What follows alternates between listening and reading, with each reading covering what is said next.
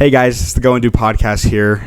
We just want to take a moment before our next episode to mourn the passing of President Russell M. Nelson. Our thoughts and prayers are with his family, his loved ones, and all those that are affected by his loss. We do love him dearly, and his presence will be missed. We also want to give our heartfelt condolences to the families and victims that were involved in the tragedy that just took place in Michigan. Yeah, President Russell M. Nelson was not only a great leader for the Lord's church on the earth today, but he was also a great example of what it meant to be a follower of Jesus Christ. His love and his example was felt by millions and millions across the globe, and we strive to be like our president and our prophet, President Russell M. Nelson, who was striving to be a great example and follower of Jesus Christ. Even though President Nelson isn't with us anymore, his presence is still felt, and we will remember him and try our best to honor his lifelong service to Jesus Christ by also being the best followers of Jesus Christ that we can be. Thank you. Welcome back to the Go&Do podcast. This is episode 5 with Adri Belnap, who served in Chicago, Spanish speaking. So our first sister and our first language other than English. We're super excited to have her. Adri, please introduce yourself. Take us through a little bit of your mission and the years you served and all that stuff, all that good stuff. Perfect. Like Dre said, my name's Adri. I served in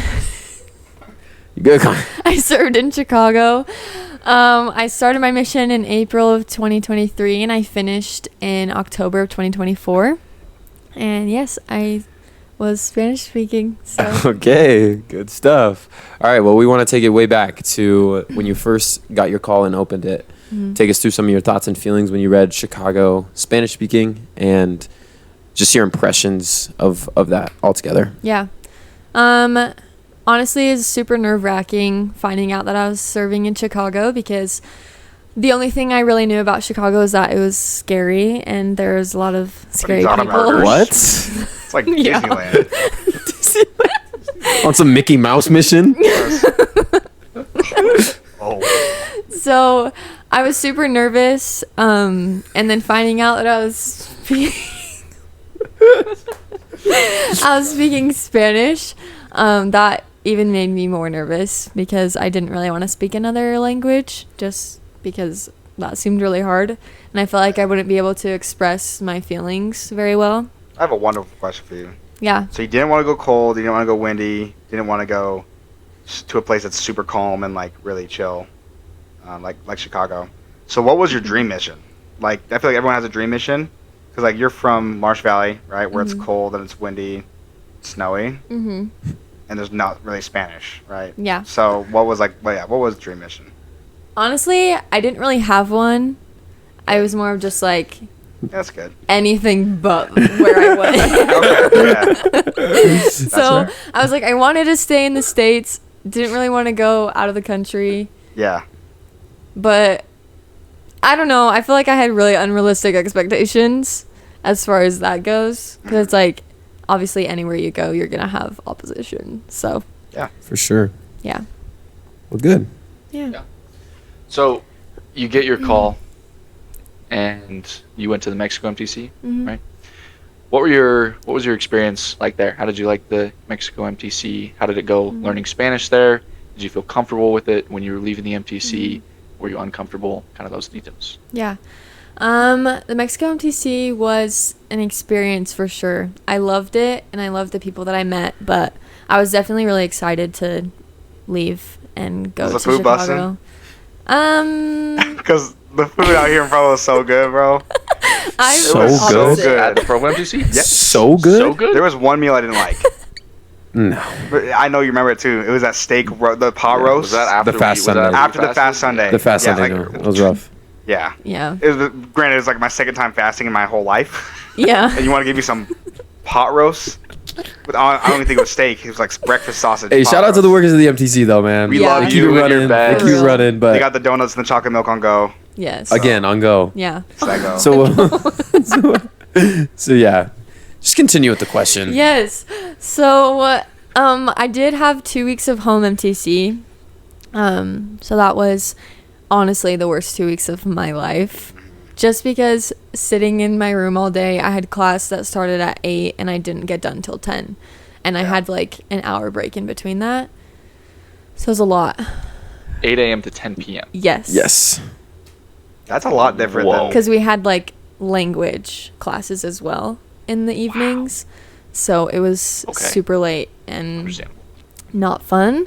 But honestly, like the elders and sisters in my district were super fun. They made it a good time. But learning the language was really hard, and there are some times where like our instructors, or what do you even call them? Teachers, yeah. They didn't really speak English very well, so it was like we couldn't understand them, they couldn't understand us. I'm so confused. I don't know what's happening. I had Google Translate right next to me the whole time, like trying to figure out what to say, because I was so scared to get called on. Didn't want to have to say anything in Spanish because I was just embarrassed. Whatever. So you feel like a hostage for like 12 hours a day. Yeah, basically. That's tough. But it was crazy because after my 2 weeks of MTC, Yes. I got to the Mexico MTC, and someone came into our classroom the very first day and was like, hey, we need one of you to come be companions with this other hermana, because her companion isn't here, like didn't show up. And all four of us were like super close. All four of us hermanas were really close, and we were like, oh no, You got like, we shipped don't off? want to leave. But I was like, I'll go. Like, and it ended up being someone that I sat next to on the like bus ride to the MTC, so I'd already gotten to know her. So I feel like that was honestly such a blessing, and God's hand was really in that moment, and we're still friends today, and I'm still friends with my other companion I had in home MTC. So it was really Nice. cool experience to like, it was hard Yeah. because I'm so comfortable with these people, and I have to go be a companion with somebody else who I'm not as comfortable with. But change is good. I Yeah. had to learn that. So leaving the MTC, how confident were you in your language? 1 to 10. 0. So not on the scale. Not on the scale. Okay. Not confident at all. But honestly, I feel like there were other people who did feel more confident, and that was also because that was just their personality. Right. They didn't feel embarrassed about like messing up or saying something wrong, whereas like I was very reserved and I didn't want to mess up, and I was like scared of messing up. So I had to learn that on my mission as well, of like going into this, it's going to be so hard, and I have still no idea why I'm called to speak Spanish. Right. But I had a great trainer who helped me through. So Good. Yeah. mhm. Well, it's totally like understandable to have that fear, and I didn't have to learn a foreign language, so like take what I'm saying with a complete grain of salt. But was there ever Not a an moment? incomplete grain of salt. Was there ever a moment where you just like when you were out in the field with the language, where you just really felt like the language wasn't entirely what mattered the most? If that makes sense. Mm-hmm. Yeah. I think it was hard. Like my first 2 transfers, I felt like I was doing okay, like emotionally and mentally, because I'm a very emotional person. Joy knows that, and I cry a lot. I would say semi to non-semi Yeah. emotional. No, she is. Yeah. She'll cry over like the rain falling. Literally You ever seen The everything. Notebook? I cry. Yes. It got me crying. Yeah. No, it's sad. But I think that's where we'll wrap up today. Thanks for Episode 5. no, but Sleep I did, review. like there was a moment where I was just cried to my trainer because I was like, I don't think I'm supposed to do this. Like, I'm not meant to speak Spanish. Like, there's no way. And I'm like, maybe I should just go home and do a service mission. Like, just be with Dang. my So was family. it? Yeah. Yeah, and that was the only time I'd ever really thought that. But then after that moment, it was like, okay, like it's so much more than just speaking Spanish. Like, Yeah. yes, I'm learning a language, but I'm also learning a people and a culture Yeah. and how they act and things that they love, and Yeah. trying to love them through actions instead of words. Yeah. And I think that was such a huge lesson that I needed to learn, was like, I can't just tell somebody that I love them, and because I feel like I do talk a lot and I say that in words, but Yeah. it helped me to really focus on what I'm doing instead of what I'm saying. That's awesome. Yeah. Would you say that in Chicago, were you completely submersed in the language, or because like in Denver, a lot of our Submersed. Spanish-speaking missionaries submersed? Is that not the right? Immersed. Immersed? Immersed. Wow. Some So drowning. I was That's thinking okay. submerged and immersed. Yeah, new word. So yeah, Love it. I also failed English, I guess. So that's sick. top of geography. So we'll uncover that can of worms. But yeah, thanks to Dre. I actually forgot what question I was asking. So Were you completely immersed in the oh language? yeah, because in Denver, right, like a lot of missionaries that were from Utah or just like just anyone that didn't speak Spanish previously would go to like the Denver mission speaking Spanish, and you're trying to learn the language, you're trying to get involved in the culture and community. But then your district council is all in English. All of your interactions with other missionaries are pretty much in English. You know what I mean? I imagine it was probably the same thing. Yeah. Yeah. Yeah, the only thing we really did in Spanish was like our lessons, and then church was in Spanish. Okay, gotcha. Interesting. Yeah. So take us through a little bit about when you got to the mission. What was your experience like meeting your first companion? Even just like getting out to the Chicago area, what were your first impressions?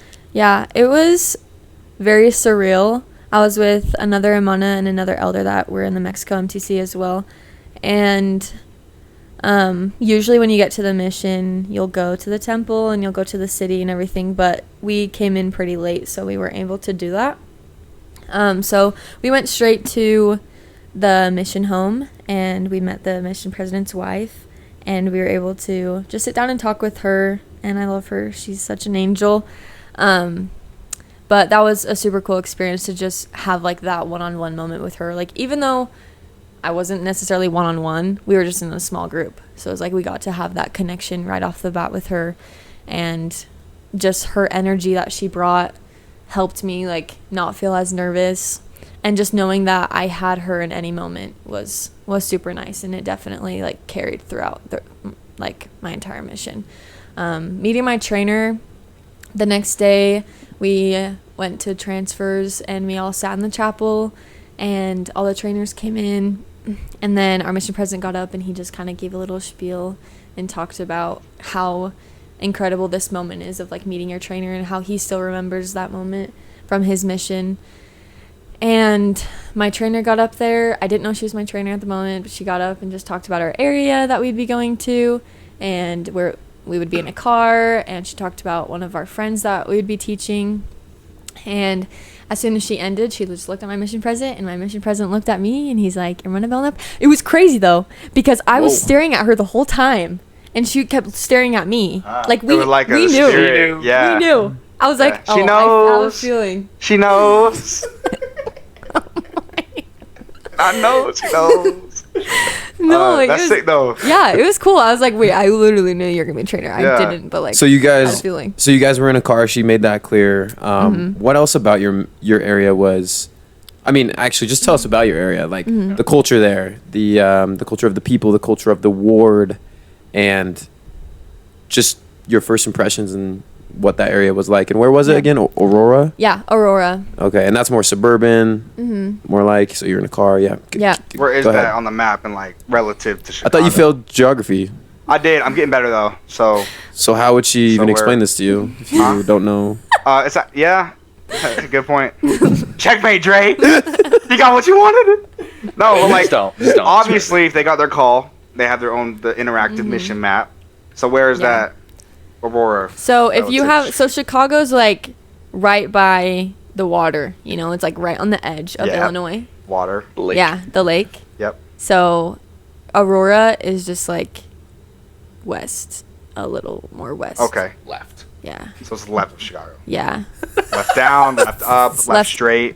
I think left up. Okay. Yeah. Sick. I think. Yeah. Very good. But anyways, so yeah, Aurora was amazing. I loved that area. I grew a lot in that area. But I feel like the culture there was a lot of Hispanics, obviously. There were also a lot of Americans. So it was just very mixed, I guess. I don't really know. But our ward was incredible. They were all super friendly. They loved the missionaries. We would always go over to their houses. They'd feed us, and we just were able to have a really special bond with our members. They were very involved in missionary work and helping us in lessons. And after my first 2 transfers, I actually trained right after, and that was the most terrifying thing ever. I told my trainer when she was going home, I'm like, I can't speak this language? Like, what if I have a white companion and she can't speak Spanish either? And she's like, don't worry, Armana, like, president's not gonna do that to you. No. Yeah. Literally. We were sitting, I met my trainee and we were sitting and getting to know each other, and I'm like, wait a second. I'm like, you're American. You don't speak Spanish. She's like, no, I don't. Do you speak Spanish? I'm like, no. So that I was barely crazy. speak English. Right, Connie? Right. But it was so good because the members, they understood that and they helped us out a lot. That's good. with just our lessons and helping us understand what people were saying. Like, there were so many like times that. in lessons when I'd be like, hermano, like, please help us, we don't understand what they're saying. And so he'd like take over a little bit and help out. But That's awesome. Yeah, so in learning the language in the first 6 months, what did you do to kind of overcome some of the frustrations or kind of the impatience behind learning a language? Were there any like tips and tricks you might have learned from your mission president, your companions, of just like staying patient with yourself and learning a language? yeah, I think honestly, I just had to realize that it was going to take time. Like, it's going to be hard. I am literally learning a whole nother language. Like, that's not easy.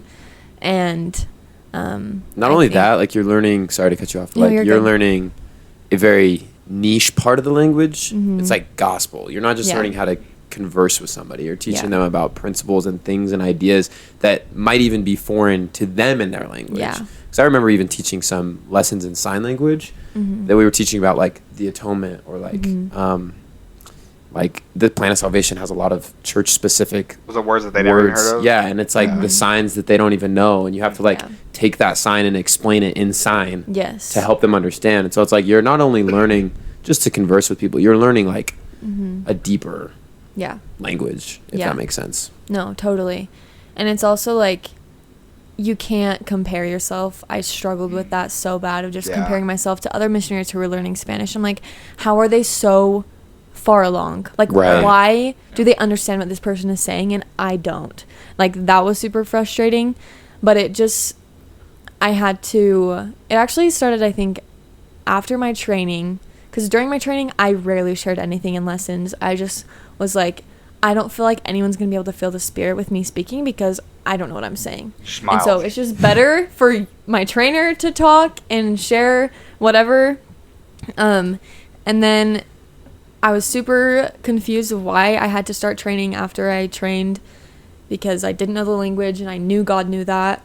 But that was honestly the best thing that could have happened for me, like, confidence-wise, because she didn't know the language. So it was like, it forced me to have to step up and speak. And that's when I realized, like, wow, like, okay, I can do this.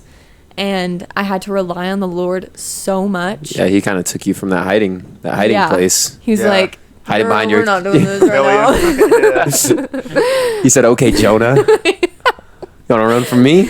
You want to run from me? Here's a little training for you." But it was really hard still. Like, I did not know the language, like, as much as I wished I would have. But I think just relying on the Lord for everything, he's the only thing that's going to get you through and the only thing that's going to be able to help you learn the language. So it's like, I would do Duolingo, I would do like Spanish dictionary, and yes, those things would help. And it was like me showing the Lord that I'm trying and I want to learn this. And then he would, in like a lesson from like a word that I studied earlier that day, it would like come to my mind and I would be able to use it in the lesson. And then like by doing that every day, the vocabulary would start to grow. And it's so much more like, if you're learning Spanish or any language, like, I guess I can't say any language, but Spanish specifically, it's like, you don't need to focus on the grammar part of it. It's like, you didn't learn English focusing on grammar, right? It was just Please silence your cell phones during this production of the Go&Do podcast. So I make two now. That's it was literally like just vocabulary. So that's exactly how it should be with Spanish, is like, yeah. just learn words and grammar will come. That's how it was with sign. Like, if I focused on the grammar, I was never going to get it because it's different. It's Yeah. the subject verb, not like the verb subject. You Yeah. remember learning Yeah. about that? And I could have said that wrong, but I was just saying it for. Yeah. But the vocabulary was so important because if I could say the vocabulary, they could then kind of interpret the Yes. grammar. And so was that kind of the same too with Spanish? Like, yeah, just know the vocabulary. They'll do their job kind of interpreting that grammar, and along the way, you're just going to learn how to Yep. translate it yourself. Yeah. Okay. Exactly. Good. Yep. So, yeah, a little bit of a switch up. What were people like? Just, I mean, even in your first area, but throughout your mission, in regards to like receiving the gospel, did they know quite a bit about the church already? Where were they at there? And then just a side note, quick question. Answer this first.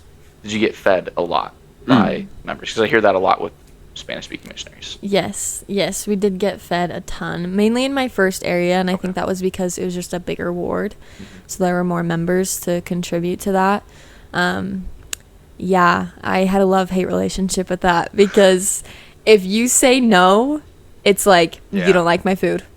Like, and I'm like, no, I love your food, but I physically cannot eat anymore, you know? Yeah, right. But then I also, my first 2 transfers, I gained so much weight because I couldn't speak to them. I couldn't express them my love. So me showing them I loved them was eating all of the food that they gave me. I would finish my plate, they'd take my plate and put more food on it. And I'm like, well, I have to eat it now. And it was just like constantly over and over again. And I'm like, every time, this might be TMI, but like every time we would get in the car, I would just have to like unbutton my pants. Because I'm just like, I literally can't breathe. Yeah. Connie was doing that in I English. was doing it anyways. You have to. You just have Hawaiian haystacks. Oh, Come on. have mercy. Shut up, bud. Yeah, but no, my brother, he was in Ecuador, and exact same thing, like rude awakening. You know, first week, some lady fed, bless her soul, fed my brother, I don't know, 6 or 7 maybe fried fish. That was okay. Unironically, that was so unironic that I just said that. But he was so stuffed, and she throws this last fish down on his plate, and my brother's actually, he had to throw up like 3 fish ago. Yeah. And so now, my brother was like trying to wave her off, like tell her in English, Loaves of bread and in fishes. English, trying to tell her that he's good, he can't do it. And this lady like breaks down, and she's like, "Por qué?" Like apparently just like crying, asking why, like why can't you finish? And my brother's like, I finished 6 plates. Yeah. So I don't, It's crazy. rough. It's so rough. Was it spicy? Is there? Yeah. Yeah. Yeah. I still want you to answer Casey's question about how people receive the gospel. But is there a good way to say no to that? Like, is That's there a a good way question. out of that for people that are like, I'm so nervous now that I'm gonna have to eat all this food. Like, I'm not even a big, Hispanic food lover. Like, I don't really love. Yeah. the Don't food. Like, sugarcoat is there it, a though. good way to say no? Honestly, no. And I mean, All right, guys, that Shut up, pick up concludes the this fork. episode. it was Pick like, up the fork, piggy. You're cooked. oh my gosh. But like, I feel like people had different experiences. Like, I never really had an experience with a member that was like crying because I couldn't eat their food, or like genuinely offended, because they all understood. And it's probably more in the States thing. They're Yeah. a little more understanding Yeah. than maybe. Yeah. Over in Ecuador. Yeah, that's right. Yes. And like, my trainer had an experience where she was eating with a member and the dad wasn't a member, and so he did not like the missionaries, and so he would be more harsh on them of like eating the food. Just looking for reasons. And she's like, I literally can't. Like, she stuffed a roll in her mouth because she had to eat it and threw it up like outside of the house because she's like, I just can't. Like, this is horrible. But I would thrown up probably 100 Oh, times. yeah, for sure. it was crazy. But the food was all really good. I never got fed anything gross, which That's was good. really nice. Now go to the people. and Yes. How they. Mainly all of the Hispanics, they believe in God. They believe in Jesus. So there wasn't a ton of like bashing or backlash we would get from believing in God, or like asking them if they'd like to hear a message. Most of them would honestly say yes. Like, sometimes they would just be like, no, like, I can't right now, but thank you so much. Like, I wish you the best. Like, super nice. Yeah. So I feel very fortunate in that aspect, where I wasn't really getting bashed with anything. It was more of like, I have my beliefs, you have yours, and we go our separate ways. Right. And at that point, it's like, well, okay. Okay. Like, you know. Yeah. Gotcha. But yeah. And that's how it was, like, pretty much throughout your Yeah. mission. Okay, good. Yeah. Did you have- Was there any? So just kind of going back, stepping away from the Spanish side. Mhm. Well, actually, did you serve in any regards to like more English American areas, or Mm-mm. no, just all Spanish? Yeah. Well, I guess as far as Chicago goes, so like I said, you're from, correct me if I'm wrong, a cold, windy place. Mm-hmm. Did you bring all the right gear out? Was there any like hacks, game changers that you found in the field for combating the weather there, and or just any missionary tools in general that were really a game changer for you? Yeah. I didn't really bring anything out just because I got there in the summertime. Yeah. So it was like I didn't want to fill my suitcase with a bunch of winter things that I don't even know if I'm going to need. That's a good You point. know? Because I was adamant when I went shopping. I was so adamant that I had everything I needed for all seasons, like everything. I got out there and like I think I threw away my first pair of winter boots. I just didn't even see a need for them. Yeah. Like, you know what I mean? $300 down the drain. Threw away. No, yeah, yeah. And then Okay. a couple months later down the road, I actually wanted them back, so I went to DI looking for something. Can't really thrift those same boots that I Yeah. gave away. So Yeah, that's rough. yeah, But Just answer his question. You don't But have to validate this is him. about advice. Okay, so just no, I think like once I got to like winter time, I ended up getting like a long coat. You'll definitely want a longer one that covers like all the way down. like a parka, Yeah, I don't know what they're called, but Trench just coat. yes. I'm not even sure what a parka is yet. Anyways, I don't know. I don't either. Yeah, I don't know. But it snows like crazy and it's Yeah. really freaking cold. Like Yeah. the winter before I got there, it got to -40. So What? that was crazy. Like Luckily, I -40 wasn't with there. wind. Yes. Like so cold. The missionaries weren't allowed to It's leave. bone chilling. Yeah, Yeah, like so freaking cold. that's crazy. Were So- you ever close to the actual city, or was okay? Yeah. Yeah, I served like North Chicago for only 4 weeks hmm cuz we had some scary things happen, but Okay. Yeah. Sick. Oh, we'll get into that. we'll get into that. We'll get into that for sure. Couple of fireworks.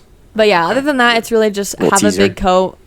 It doesn't matter if you're in a car or on a bike, you need a big, like literally the walk from your apartment to your car is the worst thing It's ever. the wind. Is Is it it the not wind or the is it wind? rain? It's the wind. I feel like the wind It's cuts the right wind, through it. But also it's the humidity. Yes. It Well, that's- just, like, the cold, like you- wet wind. Yes. Yeah. Yeah. I was wearing like the long So johns, cold. like the thermal stuff, you know, like the leggings and whatnot. Oh, yeah. Leggings. Yeah. Leggings. Yeah. And but like, but dude, like Dre said, it cuts through. I would wear like 2 or 3 like long socks with the long johns, with clothes, and it would cut right through it, bro. yeah, it's cold. So- It's freezing. But That's awesome. Well, not awesome. It's not awesome that it's Yeah. freezing, but but now I have like a kind of a two-parter, Mm-hmm. but we'll just tackle one and then I'll ask again. So for this next question, you're out of Aurora now. You've moved on. Mm-hmm. Yeah. You did your training, all that stuff. You're in your next area, which is Elgin. Elgin. So take us through Elgin a little bit. Same thing. Like, was the ward different? Was the work different? Mm-hmm. How was your companions? And just start there, and then I'll have a follow-up after Okay. that. Yeah, so Elgin, I got there in November, so it was winter time, and I was with a Hispanic companion, my first Hispanic companion. She was learning English, I was learning Spanish.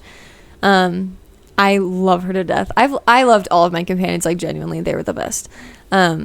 But we were in a branch in Elgin, so it was a little bit smaller, and we shared the ward with another set of hermanas, so we split the area. And this ward, I feel like they were still very friendly. I feel like my first ward, we had more get-togethers and we celebrated a lot more things, but in the branch, it was just smaller, so it's kind of hard to do things like that. And there were a lot more little kids and stuff. But as far as the culture there, like, it was still great. Members were great. They helped us out a lot. We taught a lot of Venezuelans. There were a lot of, like, we taught these 2 guys, and they lived in a house of, like, with 14 other guys, and they're all from Venezuela. Oh, wow. Yeah. So it was a little, would you say it was a little more, like, busier there, or just kind of the same vibe? It was, like, the same vibe. Okay, Still, like, gotcha. suburbs. And now at this point in your mission, you're about 7-8 months in? Mm-hmm. Okay. Yep. Not And any less than. no, not any less. Okay. Not any less. 7, 8. I don't think so. I think it was 7 or 8.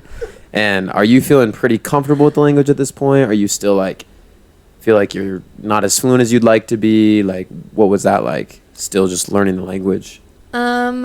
Going from having an American companion and like both of us kind of not really knowing the language to going with one from Mexico where she Like a native obviously like speaker. native and I'm not. It was Crush like the ego. I went right back to Yeah. relying on her. 'Cause you probably instead started of- to feel like a dog, with the Yeah. English. Yeah. And I honestly like it was nothing. I had nothing against like her taking over. I in fact wanted it. I'm like, please, please do. And she never did. Like she would always include me in the lessons and stuff. But there were some times where people would be like, "Do you speak English?" And I'm like, "Yes, I speak English." That was the worst. They would ask I you if you hated spoke that. English. Yes. And ask if you could Is just your Spanish? talk Yeah. English. Cause like they couldn't really understand, Oh, or like I I just see didn't what have you're saying. the accent Yes. that my companion Okay. had. Yeah. So it was like if you want to speak English, you can. But I'm like, you don't freaking know English. Yeah. Like, what do you mean? And I'm trying to learn Tell 'em. Spanish, so you're gonna sit down and you're gonna No. listen. Well, it was just Reverently, like, by the way. oh my gosh, Fold your literally. arms right now. Yeah, Okay. So but you that was probably like I'm gonna go Chicago the on you. biggest. Just oh my gosh, oh man, you know what I mean? So you're I know what Chicago. you. That's I know what you mean. Yeah, yeah. Okay. Yeah, Cakes. Go ahead. I'm a little Go ahead, Cakes. confused. Okay, so from area to area, you can touch a little bit more on the current area we're talking about with Elgin, Mhm. right? Yeah. What were some of the finding approaches for you guys? What was the kind of the best practices? Was it street contacting? Was it door to door? Was it referrals from members or online referrals? What was it kind of like in your mission Yeah. and in your areas you're in? Facebook was huge. Okay.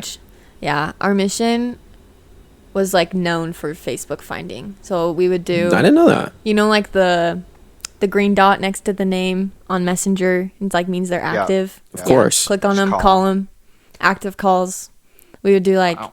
adding just a bunch of people would search up our area and just add everyone from our area and message them.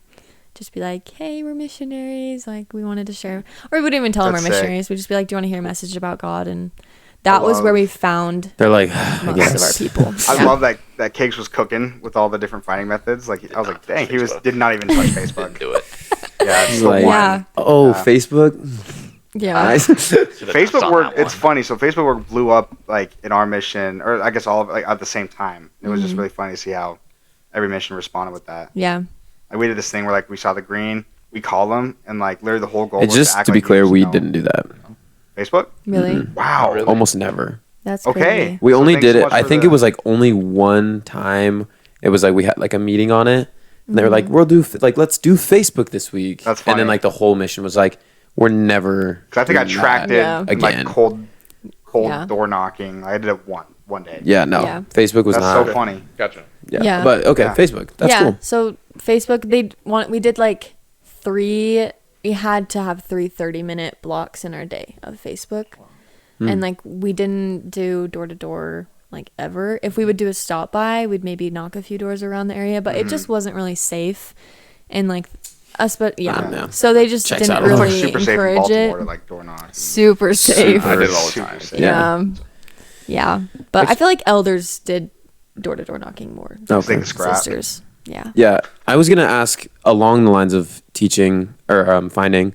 Shout out Parker, who's her husband, who she met on the mission. Yes. He was an Was he English Spanish? speaker. No, He's he was English. English. So how did the work differ for you guys? Like, Yeah, that's a good in the one. mission, and like, did he do any door to door? Was his Facebook a lot too, or what was the English work like? From? Yeah. I feel like it was a lot of the same. Like I think I would say that the like Spanish speaking missionaries found a lot more on Facebook just because Found a lot more in Hispanics are general.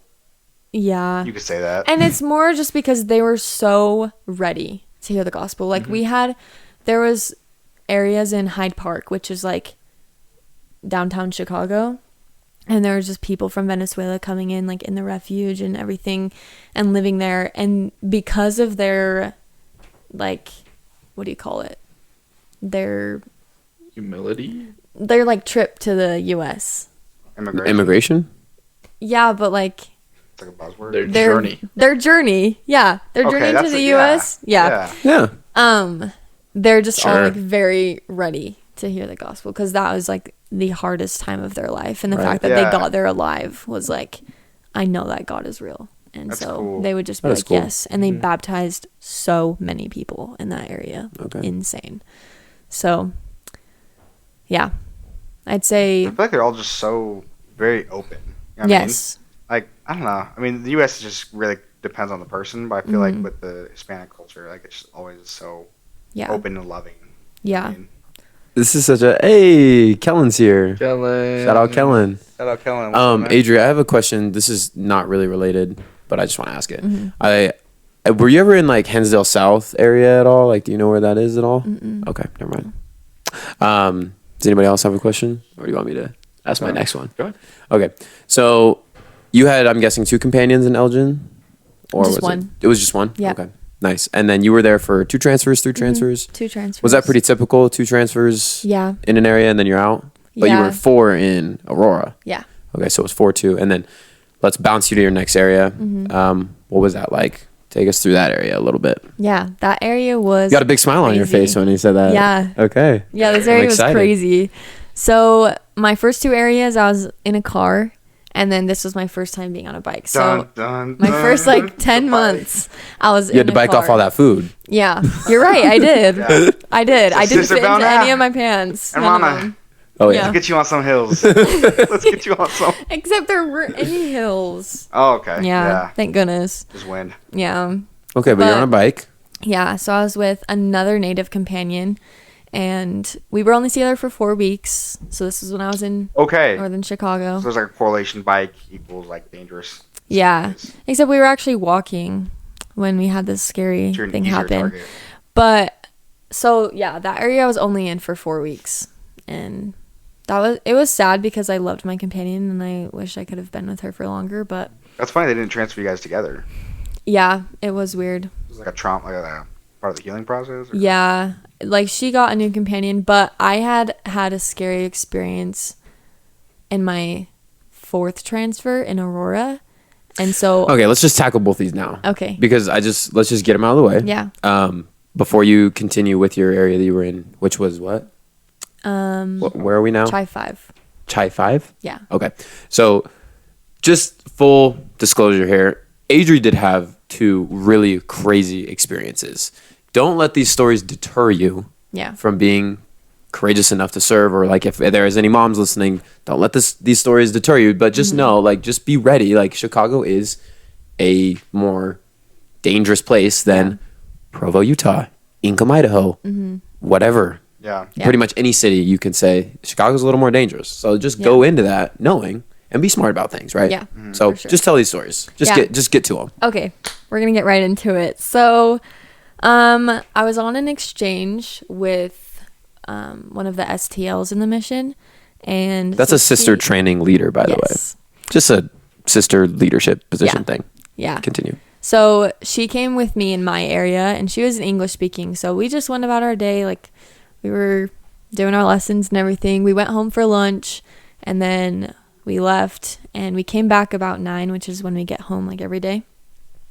And we got there, and we opened the door, and there was a flashlight just like sitting on our floor, and it was like blinding us in our face.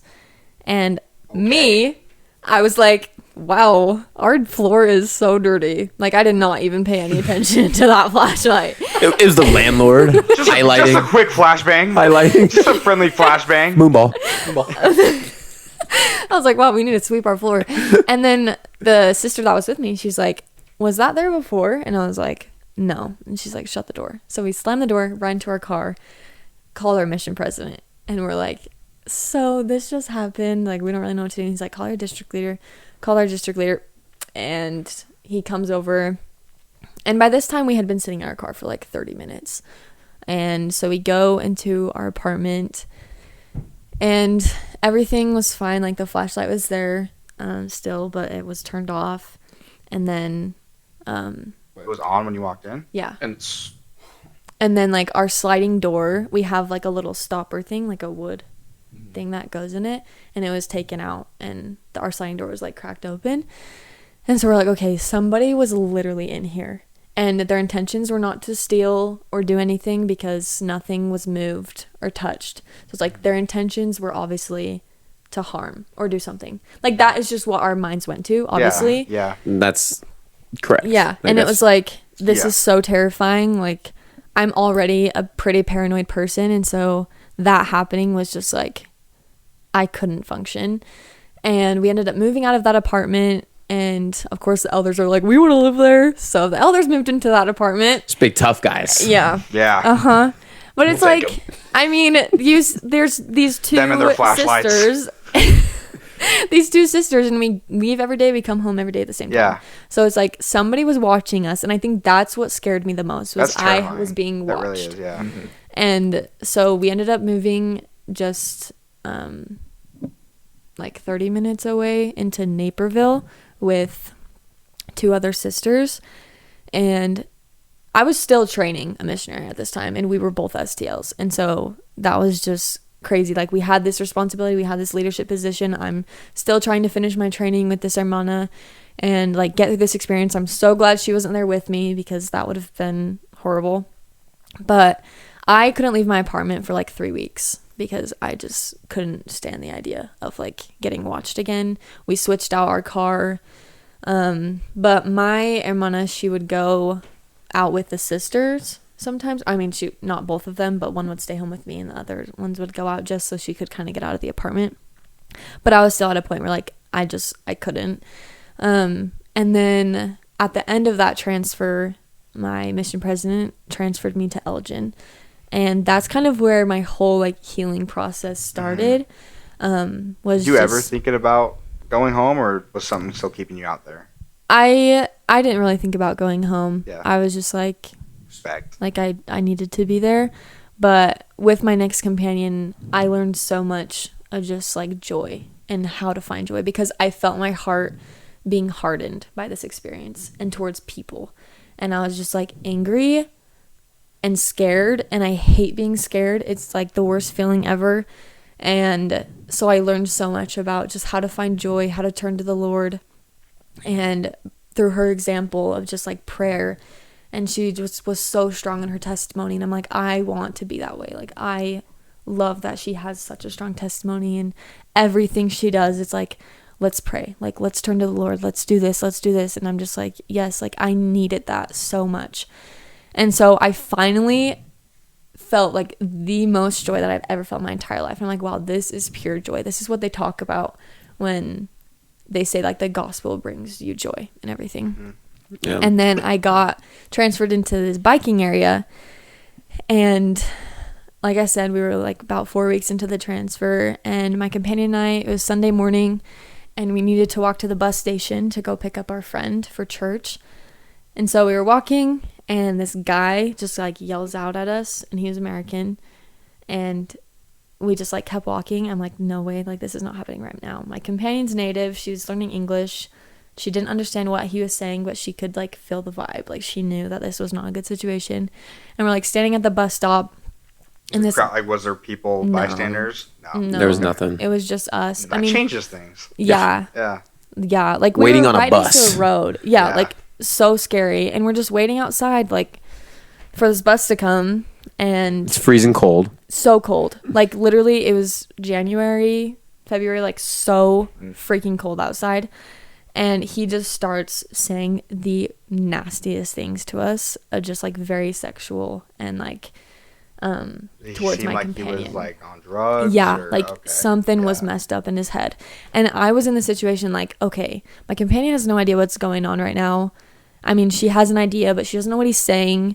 And he's like Sucks. speaking to her, and I'm just like, what do I say? Is he gonna get mad at me like if I say anything? Is he gonna come and attack us? Or, like, does he have a gun? Like, what is happening right now? And Were you kind of thinking worst case, like in your mind, were you thinking of all the ways it could escalate? yeah. Yeah. And I'm like, okay, how do I like help this guy just like calm down and leave? And he kept going. He wouldn't stop. He's like, are you being held hostage? Like, what are you doing here? Who are you? And obviously, yeah, just like other gross things. He was just that he was targeting it saying. right at your companion. At both of us at this Okay. point. Yeah. At first it was like targeted at my companion. Yeah. Then he started talking to both of us and just like, come with me, like I'll take you safely. And I'm like, no, like we're gonna get on the bus. And he's like, no, come with me. And like kind of started getting closer and closer. And I'm just like not looking at him, just not really acknowledging that he's here. And it was so weird because I feel like I'm very much of a freeze like type of person in these situations where like I don't run, I don't try to defend myself. I'm just like, I don't know what to do. Yeah. But I felt so much peace in this situation where I was like, okay, this man, like he is attacking us right now and saying horrible things. And I know like God loves him. He's a child of God. And like, how do I... Not what I would have been thinking. But like that, and like that's just what was going through my head, which I was like so shocked looking back. I'm like, what the heck? That is so interesting. But and then he like starts threatening that he's gonna shoot us if we don't come with him. Oh. And he's like, just give me 10 minutes with you, like all these things, like just horrible. And Whoa. Okay, yeah. then he like gets even closer and asks us again, like, what are we? And I'm like, we're missionaries. And he saw my companion's tag in Spanish Mm-hmm. and was like, I'm not talking to you anymore. And like turns around and then turns back around. He's like, just come with me. And then he's like, no, I'm not talking to you anymore. And then leaves. And we're like, what the actual heck just happened? Like, what? Isn't that crazy? We immediately turn around. I call my mission president. She calls my district leader. And I'm like explaining to my mission president what just happened. We're shaking, like so scared. And turns out we were literally at the wrong bus stop. Of course. I'm like, you're kidding. Okay, so it's like, user error why? was at play. Literally, it's like, why the heck did that have to happen, you know? Yeah. And I'm like, I felt like I was finally getting comfortable talking to people and being outside. And it's like, now this happens? Like, are you kidding me? Like, this is so frustrating. Mm-hmm. So that's the two stories. And yeah. What was the moral of that story, that last one? What was the big takeaway? Well, I ended up getting ET'd, Okay. emergency transferred, and I went to Rockford in the boonies. So my mission president just sent me where there's like nobody. Like, Yeah. you're fine. There's not enough bus Like- stops there to get the wrong one. Yeah, I'm like, we're in a car. Our apartment area was super nice, and where we lived was really nice. And I It was was like a with- rehab Yeah. center. basically. That's nice. But I was only with this other companion for like a week and a half because it was 4 weeks into the transfer. So I wasn't with her for very long, and she ended up getting her visa to go to her other assignment. So she left, and then I started training another missionary, and I was like, resident, like, what the heck? Like, I am not well. Like, this is not okay. And she wasn't a native, so it was another missionary, like, Starting from learning scratch. Spanish. Yeah.